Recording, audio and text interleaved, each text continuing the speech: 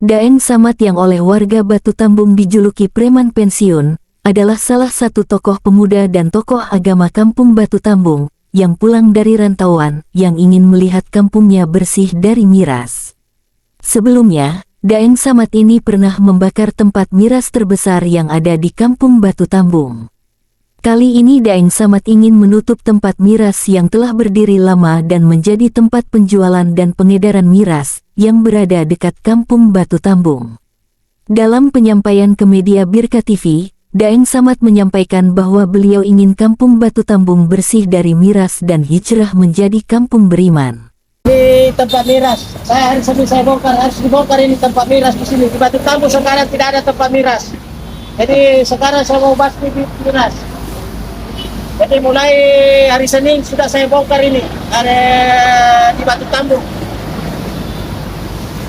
Jadi tempat jualan miras Batu Tambung. Jadi sekarang miras, saya mau basmi miras di Batu Tambung. Mau balok.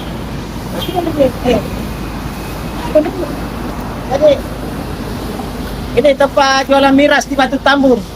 Tolong Pak RT, Pak RW segera merapat hari Senin. Kita adakan pembongkaran. Tokoh masyarakat dengan Amin tolong dihadirkan hari Senin kita bongkar. Jadi di Batu Tambung sekarang harus kita adakan Batu Tambung Kota Beriman. Ya. Ya, betul. Batu Tambung Kota Beriman. Siap. Hari Senin harus dibongkar. Tidak ada sekarang peminum balok, peminum miras. Ya. Saya bongkar. Harus Ya. adakan tolong Pak RT, Pak RW, tokoh masyarakat dengan Amin hadirkan hari Senin di sini. Saya tidak mau kampung saya dijadikan di sini tempat miras.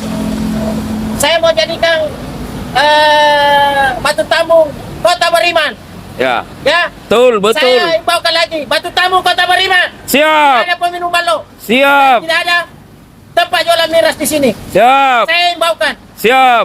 Tolong Pak RW, Pak RT, Pak RW, tokoh masyarakat dengan Amin, tolong hadirkan hari Senin.